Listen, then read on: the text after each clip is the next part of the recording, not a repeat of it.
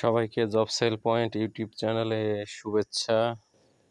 সকলের পছন্দের চাকরি, যেহেতু এটা নিজের উপজেলার ভিতরে করা যায়, যে সমাজকর্মী, ইউনিয়ন সমাজকর্মী, সমাজসেবা অধিদপ্তরের যে একটা বিশাল সার্কুলার প্রকাশিত হয়েছে, স্থায়ী রাজস্ব পুরা সরকারি চাকরি 16 গ্রেডের 209 জনকে নেওয়া হবে। ইন্টারমিডিয়েট পাস করতে হবে, শিক্ষাগত যোগ্যতা, এবং যারা চাকরি করে সমাজসেবা অধিদপ্তরে অফিস সহায়ক বা নিচের পদে, তারা বিভাগীয় প্রার্থী হিসেবে 35 বছর 5 বছর বেশি সুযোগ পাবেন আবেদন করার জন্য।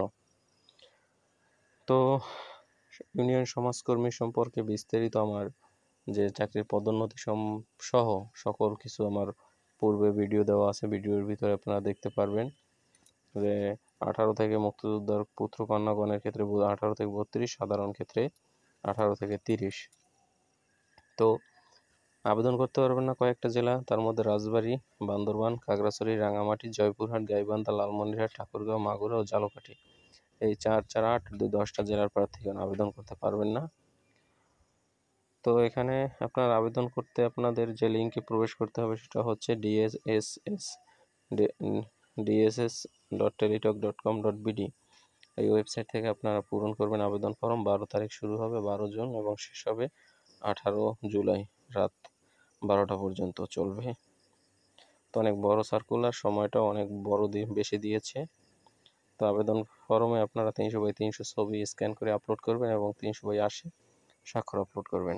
72 ঘন্টার মধ্যে পেমেন্ট করবেন। আপনি 12 তারিখ আবেদন করে আপনি 18 জুলাই পর্যন্ত পেমেন্ট করতে পারবেন।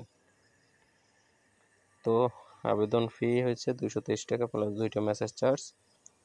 সমাজসেবা অধিদপ্তরে প্রমোশন আছে, মোটামুটি ভালো চাকরি, স্থায়ী রাজস্ব হিসেবে নিজ জেলার ভিতরে চাকরি যারা করতে চান উপজেলায়, তাদের জন্য এই চাকরিগুলো বিশেষ করে মেয়েদের জন্য প্রিফারেবল। তো সমাজসেবা অধিদপ্তর, সমাজসেবা ভবন, প্রশাসন শাখা 2 থেকে এটা প্রকাশিত হয়েছে।